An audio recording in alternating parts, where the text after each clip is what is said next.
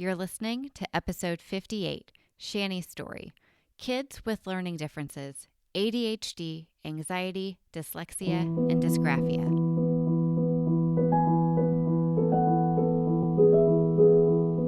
Hi, and welcome to the Child Life On Call podcast. When your child is sick, the whole world seems to stop in its tracks. Plans and priorities change, and your number one job becomes figuring out how to get your child well again. For some of us, rest, medications, and relaxation can do the trick. But for others, it takes more. It takes countless doctor appointments, invasive medical testing, therapy, surgeries, the list goes on, and then you still may not have all of the answers or results you were hoping for. This podcast features parents of children that have an illness or medical condition and gives them a place to share their own journeys and experiences. We will talk about the ups and the downs, the highs and the lows, but one thing seems to remain the same. Children are resilient and teach us more about ourselves and the world than we could ever imagine. Thank you so much for lending a listening ear and opening up your heart to these families and this podcast. I'm your host, Katie Taylor. They'll catch up, or they just need some more time. The problem is they don't need more time. What they need is the appropriate intervention for that. So if you suspect it, if it runs in your family, learn about it, read about it, and advocate to get your child assessed. Hello, my friends. I am so happy that you are here today. I am talking with my good friend Shani from Child Life Mommy. And actually, she and I have done this podcast together before. About 3 years ago, literally to the day, I interviewed her about her private practice in Northern California and how she is a child life specialist in the community, just doing such amazing things with hospice and grief and with other kiddos. And actually today we won't be talking child life type stuff. So if you're interested in that, go back and listen.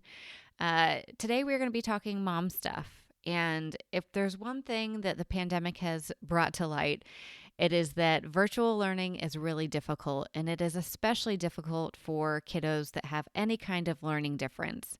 And so Shani would like to come on and just talk about what it's like to have a kiddo with ADHD or anxiety, dyslexia, dysgraphia, how she went through the journey of getting her kids diagnosed, what it's like to advocate for IEPs, and how community really has played a role in navigating some of the best tools and resources that she's found in helping her kiddos with learning difference. And we also get into what the pandemic challenge has been and how hard it is to do any kind of virtual learning with kids who learn differently.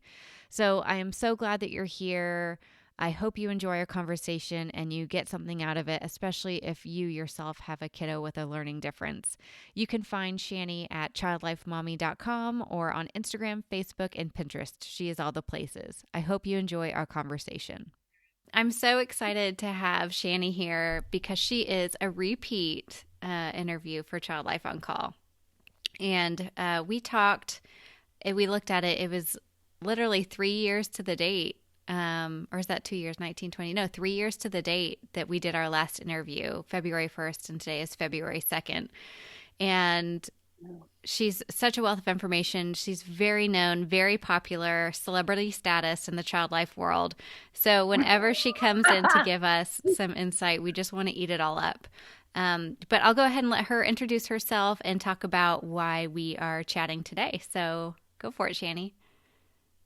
Wow, you just really throw that red carpet out for me. How funny. I do not feel like a celebrity. I just feel like another mom, another child life specialist, just another person on the planet. But thank you for having me again. It is really exciting. I always adore you. So I am Shani Thornton. I am a child life specialist of almost 14 years, and I'm also a parent of 2 kids. So I've got a 12-year-old named Gavin, and I have an 8.5-year-old named Blake. We lived in New York City with my husband there I was there for 13 years with him, went to graduate school for child life. And when he retired from the NYPD, 20 years, we relocated back here to my hometown in Northern California. So we're in a tiny little rural community right outside of Sacramento called Loomis. And really just kind of enjoying life. We have a lot more space out here, and I like the weather year round out here. And I've got my family next door, so that's really nice. And just trying to get out there and live life. I've been doing child life community based, so I'm a private practice. I did that in New York for a couple of years and I relaunched it after I relocated here. And I specifically work really, my referrals come from a hospice agency. So I do a lot of hospice work for children of adult patients. I work with kids who are also coping with a chronic illness or if they have to go in for a medical or dental procedure. And then I get a lot of grief referrals. So do private practice there with those families, and then just a lot of workshops and stuff within the community, especially right now with COVID, just supporting families in any way I can. Yeah, I think you've really been ahead of the curve. It's like everything that you had done for Child Life Mommy and your private practice up until this point really like set you up for success in the pandemic. And I know it hasn't been easy. It's not easy to be a one person child life program. And I think that's, this podcast is all about community, and you are that for me, just thinking about having something that's non-traditional child life. So you and I have been able to connect that way. And it really is. It doesn't matter, what it is that you're going through. Like having other people to go through it with you just makes it easier. Like you and we can talk about child life, or we can talk about our kids, or we can talk about pay. We can talk about whatever it is. Yeah. And just having that is really great. And so we were chatting about schools, right? And so I have a kindergartner that started kindergarten this year. And we kept him home, and then he was able to go back toward the end of last semester. And I know that's a different option than you guys have had. And so I think we're all just trying to share information about like, how's Zoom going for you and what is your school doing in different parts of the country? And that kind of led us to the conversation we're going to have today. Yeah, excellent. Absolutely. So we are basically in that same situation. Our kids are back hybrid. They were allowed to go back, I think, mid-October. And they're struggling. I mean, they've been struggling since the pandemic started academically. And I think just like their overall mental wellness of everybody, right? Everything is just shut down. It's been really hard. It's a lot of grief that we're dealing with. But you're right. When it came to school, I think the big focal point for us is that I have two kids who have learning differences, and they already struggle in school. And so they need to be in that in-person classroom with an instructor who really understands their diagnosis too, to support them. And they haven't been given that during this time. And it's been very frustrating. So my older son, Gavin, has an IEP, which I'm sure we'll talk about. So he was allowed to go back 4 days a week in person. And my younger one is in the process of getting an IEP. And hopefully that is tomorrow. Oh, wow.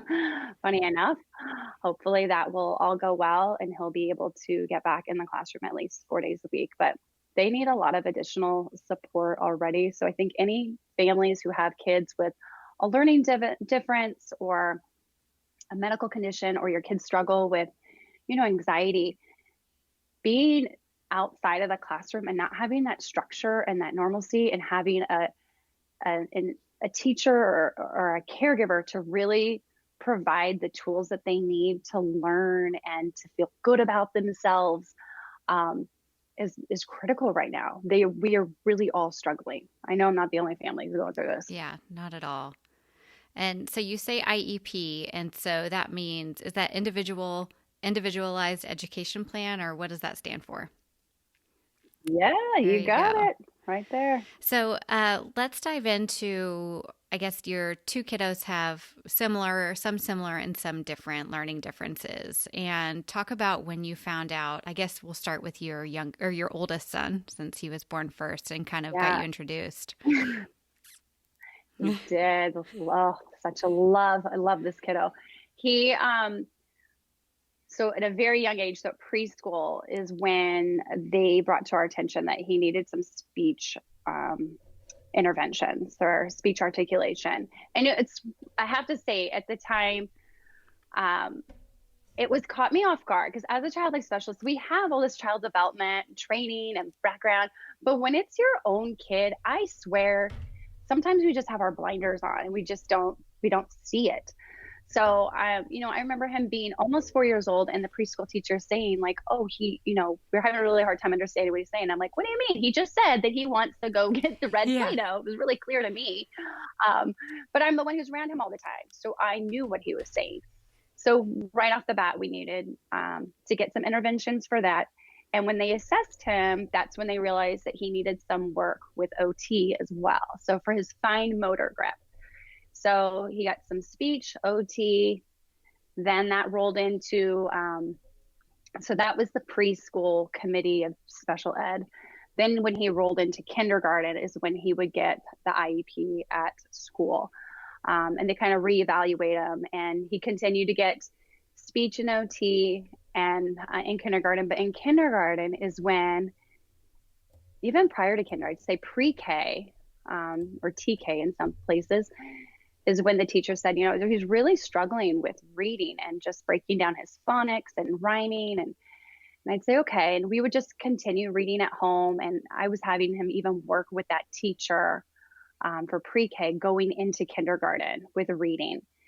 And then, of course, in kindergarten is when they're like, he's still struggling. He's got a lot to say. He's really incredibly intelligent, very smart, but he's really struggling with reading. And I'm like, okay. So we continue to do, outside tutoring for that. But it really wasn't until first grade, still struggling.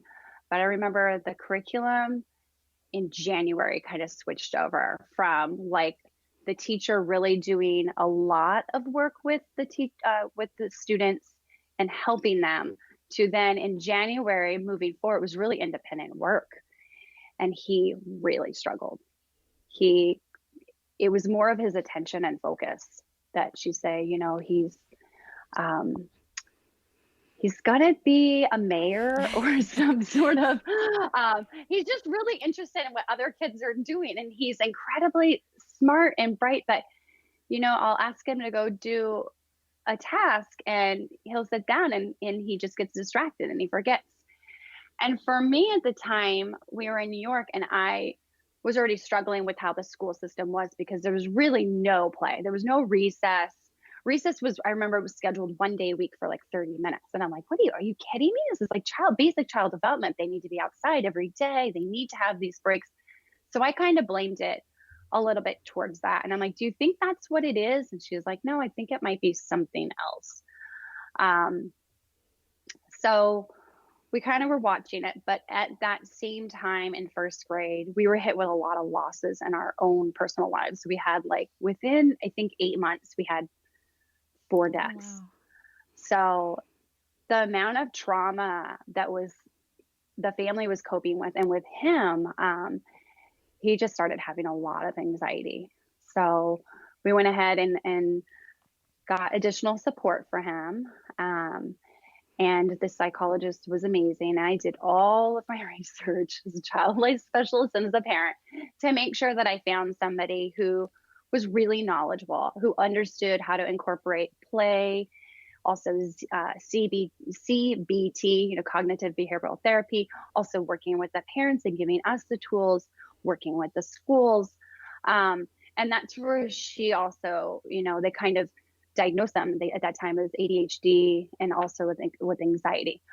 And those go really hand in hand. So ADHD, anxiety, OCD, those are all kind of like swirl in the same type of areas. And he definitely does not have the hyperactivity part of ADHD. So his is really attention, focus, and impulsive.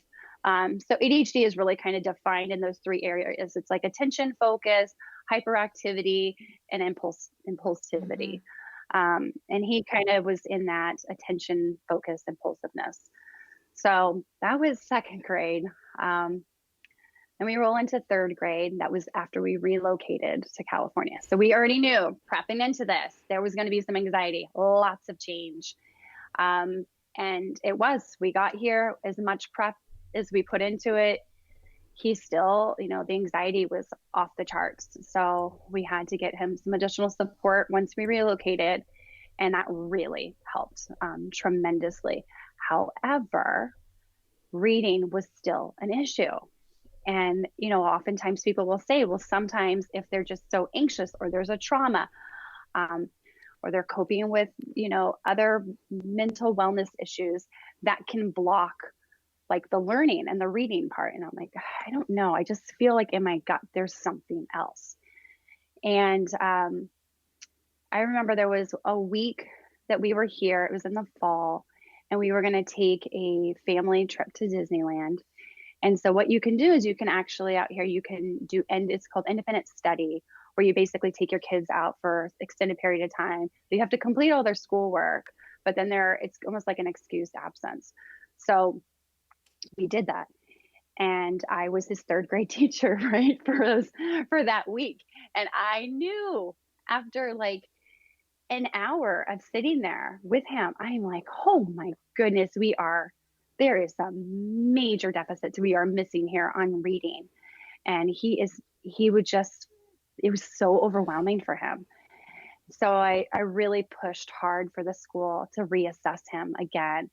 And when you have an IEP, they do an IEP review every year, and then they do something called a triennial. So every 3 years, they'll do like a full screening again, where it's psychoeducation, sometimes OT, speech, all of that can kind of get involved. It's a much bigger meeting. And there was some pushback from the school because he wasn't due for his triennial. It wasn't due until the following year. And I said, I'm telling you, this kiddo needs to be assessed. There's something we are missing. So that's what we did. And at that time, we did additional outside tutoring for him. He was going to one of those like learning centers for 6 hours a week, extensive tutoring, not on anything to do with schoolwork. It was just on reading. And I mean, all this stuff too is really costly, right, for families. And it's really stressful, and just seeing like, he's in school already for 6 hours, and he goes to tutoring for additional 6 hours a week. Plus you're trying to, squeeze in like rec stuff for them, like baseball or something that they're interested in. And so it's not such a focus on these struggles of school. But we did that on top of asking for the triennial.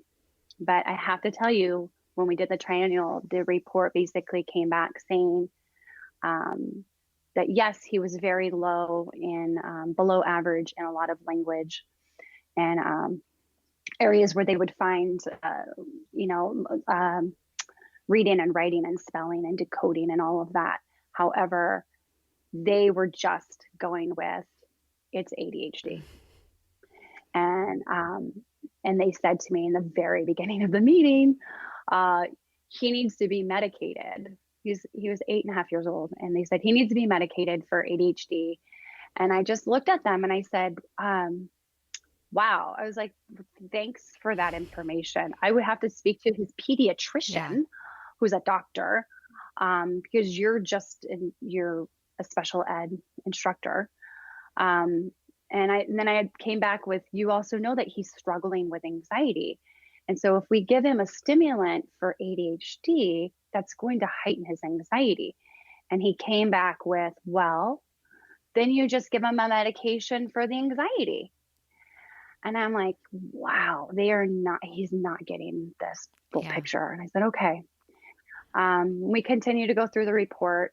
And I remember explaining to them, I'm looking at these numbers and you're telling me that my child just has ADHD. However, it makes no sense to me that everything that has to do with the language part, he's below average, or he's right. They'll call the average range, and it's a huge range, right? But he'll be on the very, very bottom of average. I'm like, it doesn't make sense. And I said, plus in like math, he's got these strong skills. So why wouldn't ADHD affect that too then? Like any of that attention and focus? And they just stuck with it. And I remember clearly in the meeting saying, do you think he has dyslexia? And they'd say, no. Do you think he has dysgraphia? No. Do you think maybe there's an auditory processing? No. And so they left the meeting at that. And I was just really frustrated.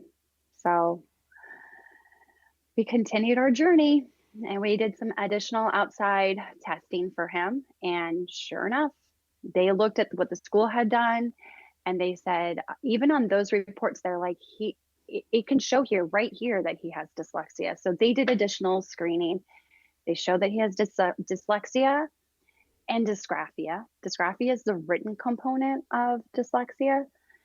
And so then from there, we had to roll it back into school and then they call it an IEE, which is an individual educational Okay. evaluation. And and that was rolling into fourth grade is when we started interventions for dyslexia and dysgraphia, and trying to get the right accommodations for him in person in school.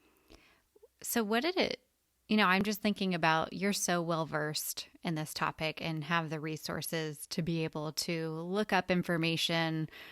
Um, what else did you do to kind of like, you followed your gut instinct, but I guess who did you turn to when you were trying to figure this out? It feels like if the school isn't on your side, not that they're not on your side, but the school wasn't hearing you.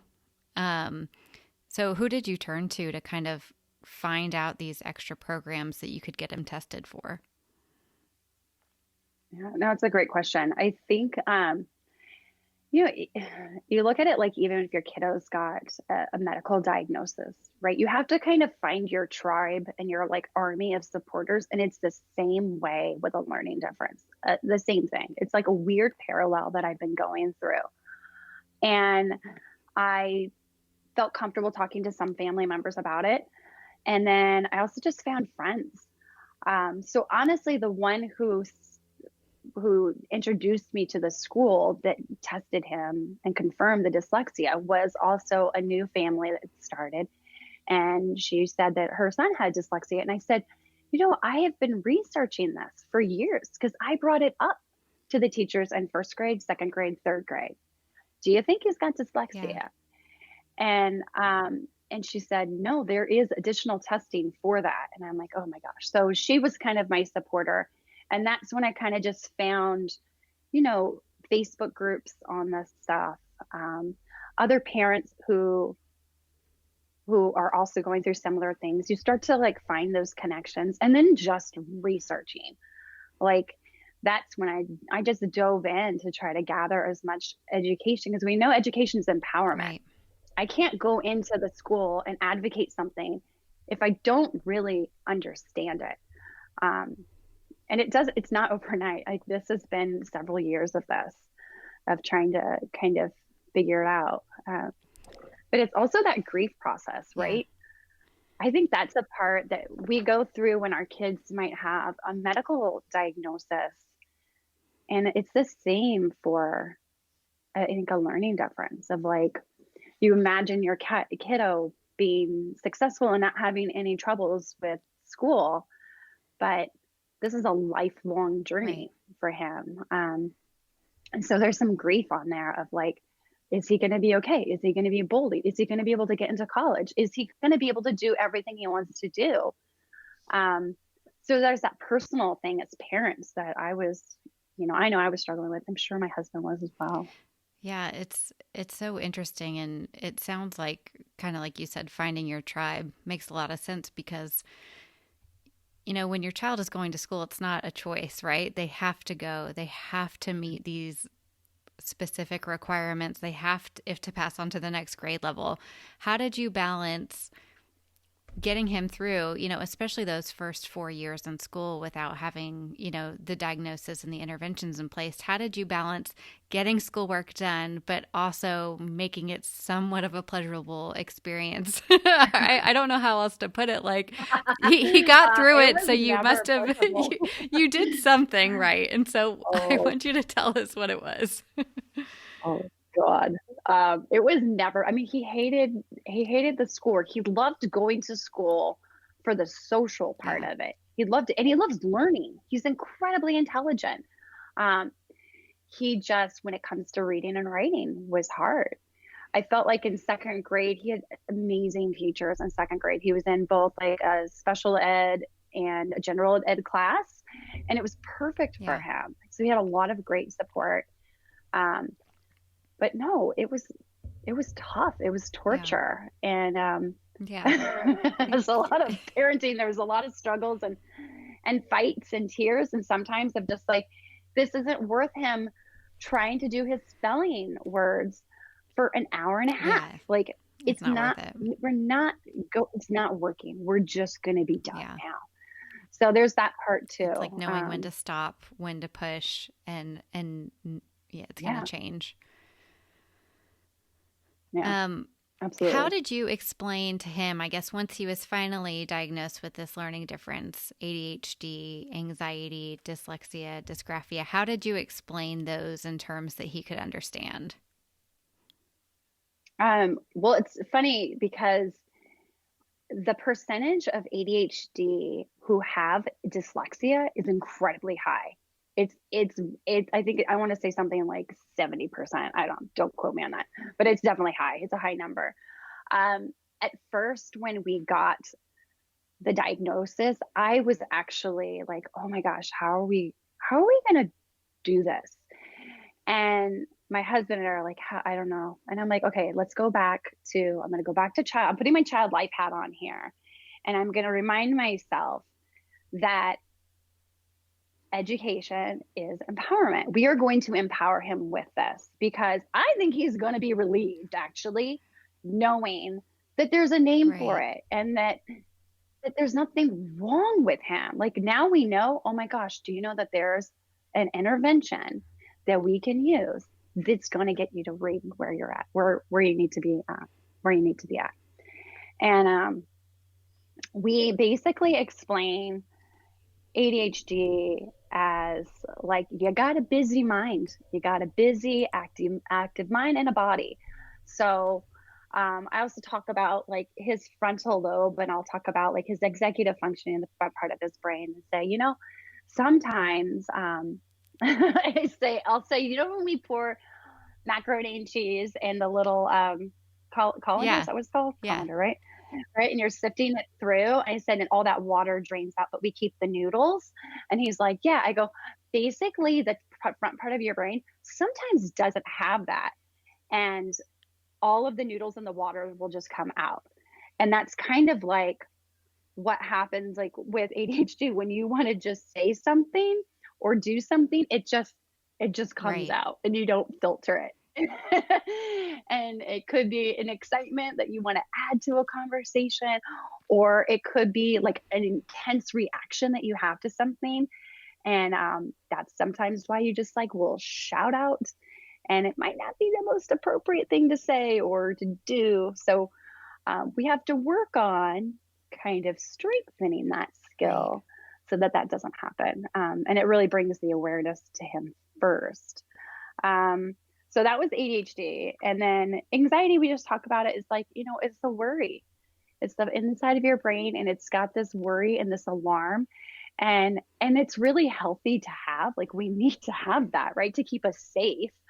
But sometimes that little guy will just talk about things that really aren't, you don't really need to worry about. So we need to use the top part of your brain, that to really think about it. We need the thinking side to kick in. We need to logically think about some of these worries. Like you're scared of, say, killer bees. Okay, so let's think about it. It's like, how many times have you seen a killer bee? And then just make him like problem solve there. How many how many killer bees? What's the number of killer bees that have actually killed somebody? Like I Right. make him like problem solve through it, and then he realizes like logically that doesn't make any sense. So not so worried about it. That's great. Dyslexia, it you gotta get creative, right? Dyslexia. Okay, so I had to say that when they told us that he has dyslexia and dysgraphia, they said it runs really strong in the family, along with ADHD. And I knew the ADHD came from my side of the family, but the dyslexia, I'm like, really? And they're like, does anybody have it in the family? And I'm like, no, I don't think so. And I just start thinking about it. And as I'm learning more about what it is, I'm like, oh my gosh. Ding, Yeah. ding, ding. He gets it from his mother. I have it 100%. And it was my reflection of like how I struggled with reading and writing my entire life. I still Yeah. do. I cannot pronounce a lot of words. I sometimes have word retrieval issues. I have to edit just a simple email with 3 sentences on it. Sometimes it takes me 10 minutes to do Right. it. Um, but that's because it manifests in you in a different way. And I know I have it. So that also kind of normalized it for him to teach him that I have it too. So there's nothing to be, it's okay, nothing to be ashamed of. But basically, we just explain it that your brain or people who have dyslexia, like their brains just learn to read and write and spell Hmm. differently. Like you're just as smart and bright, has nothing to do with Right. intelligence.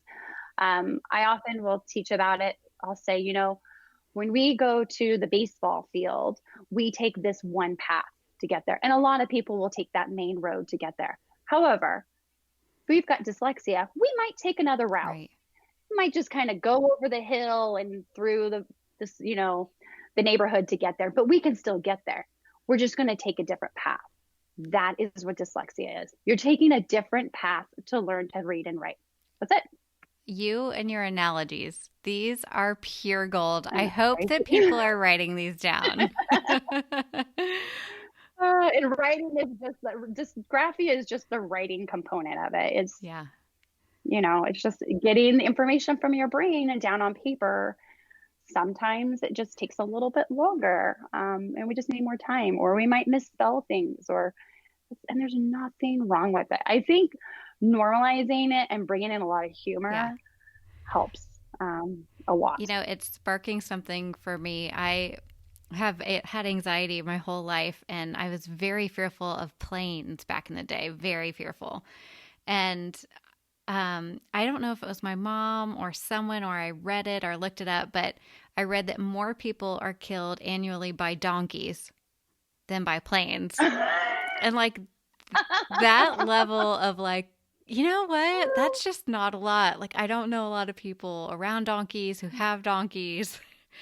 And so it's so true. It's like, it's also kind of humorous, right? It's like literally breaking it down, figuring it Oh, out. that is so funny. And I love your The analogy about donkey, taking a different road. Gosh, we can apply that to like so many different things. I everything, love it. right?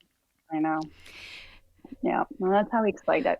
So I have you just for about 10 more minutes. And would you talk to us about how taking all of the interventions that you've learned with your boys and what you have done in the era of hybrid school and online learning, and any get takeaways or giveaways for parents who are going through the same Oh, thing?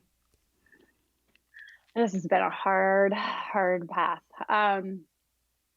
I think making sure they have the right accommodations is key, and having that open dialogue and that communication with the teachers and the school, and if they have resource time, um, if they're getting outside support with a tutor, the communication has to be there, and teaching them how to advocate for themselves. That's been key. My younger one, Blake, also has dyslexia and dysgraphia, and he has struggled the most with distance learning. He essentially shut down last March when we went into like lockdown at home, and distance learning. He was like, "Oh nope, brain stopped working." Mm-hmm. Like, was like, "I am not doing this." He is a sensory kiddo, and he needs to be in structured environments. So taking him from the classroom to home to try to teach has not been pleasant. For him, his self esteem and confidence went right down the tubes, and he just felt like all of his peers were fine and they're doing great, and they are feeling successful in reading and writing and multiplication, and he feels the complete opposite. And because he's not in a classroom with them, he couldn't see that they're also Yeah. struggling. So I think our big push for him was making sure that we could build his confidence as much as we could without having so much pressure on academics. So I was more focused on like, soccer and like riding your scooter and making really good choices and feeling proud of yourself Yeah. and all of that stuff to kind of fill his cup. And it helped. We were seeing it kind of go up. He also started receiving OT outside of school. And that was really helping. So she just kind of focused on building his confidence and, you know, doing like motor planning and fine motor grip stuff. And he was starting to feel like, okay, I can get stronger. I can work through this. This is hard, but I can do Yeah. it. And he started to feel more, that intrinsic type of motivation. So, but it's been a tough year. It really has. You know, I really appreciate you because you're not saying, "Oh, we just pushed through and we got it done," because that's not happening, right? And I think No. for other parents to hear that that's okay if they haven't pushed through and just got it done, because that's not a successful outcome, right? That's just Um, hurting things along the way, making harder experiences harder, um, and focusing on the things that they are good at, even if that's outside of school. I mean, we're yeah. developing humans here. We're not developing multiplication mathematicians, you know? And Nope. maybe we are later down the No. road, but just the real focus on like this is a pandemic. It's okay to not be successful at everything academically. It's okay to have a hard time getting through it and be good at something else for right now. Yeah. Well, you really have to find that balance because, especially right now, with kids who don't even have a learning difference, I know they're struggling. Everyone is struggling.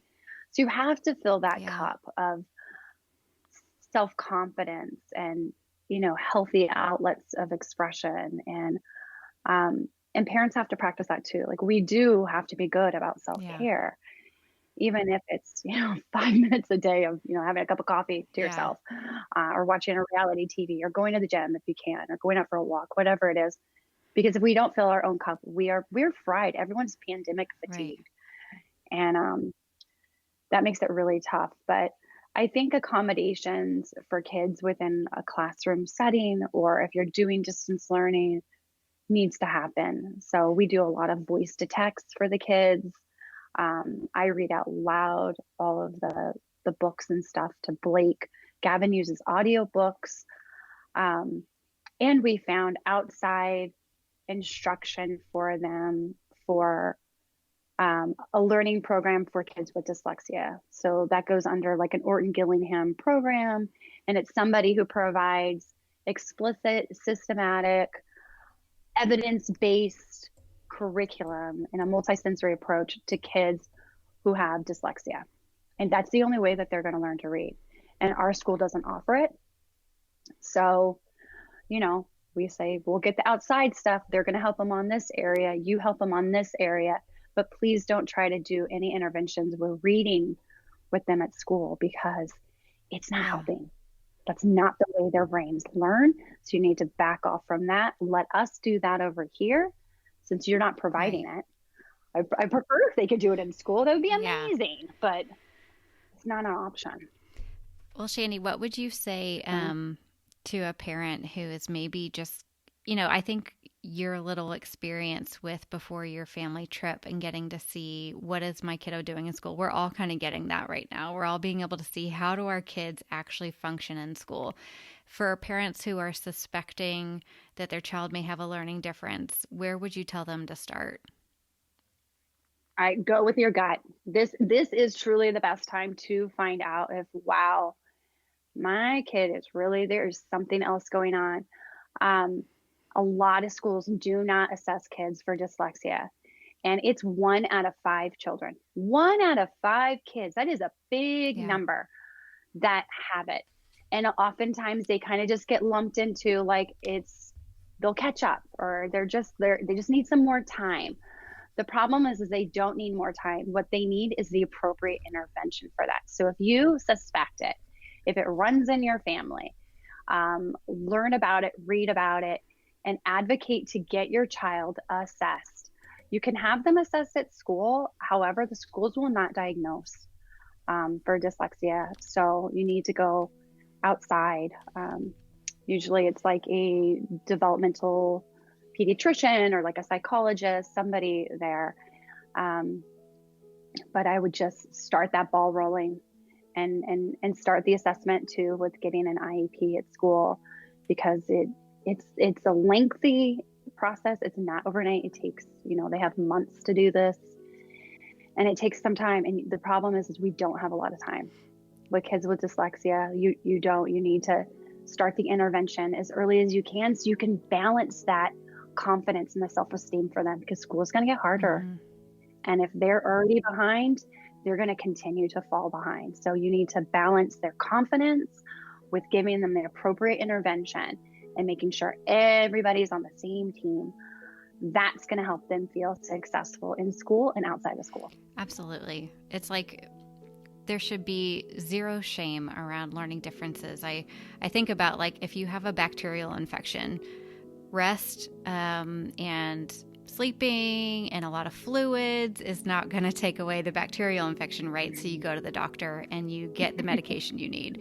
If you have dyslexia, you have ADHD, you have dysgraphia, you have to go get those interventions, which would be like the medication, right? And to get it taken care of and be able to get through it. So I think that's great advice. I love that. They don't need more time. They need the right interventions. And I think that's a big message to send. So I'm so glad that you were able to share your family's story with us. Oh, thank you so much. I appreciate it. It's been a journey, but I will say, being a child life specialist, it is very odd being on this route. It's like really parallel. You're like, wow, I've helped families cope with the medical journey. I'm coping with the learning difference journey, and it's so similar. It really is similar. But it's weird being on the mom side of it, and you got to advocate. And that's all I can say. I just keep advocating. Teach your kids to advocate. Thank you so much, Shani, for joining us on the podcast today, and I hope you tune in next week. Thank you for listening to the Child Life On Call podcast. I'm your host, Katie Taylor, and you can follow us at Child Life On Call on Facebook, Twitter, and Instagram. Please rate and review to make it easier for other families to find us. We have cute merch available at www.bonfire.com/store/childlifeoncall, and you can listen to more episodes and find resources at childlifepodcast.com.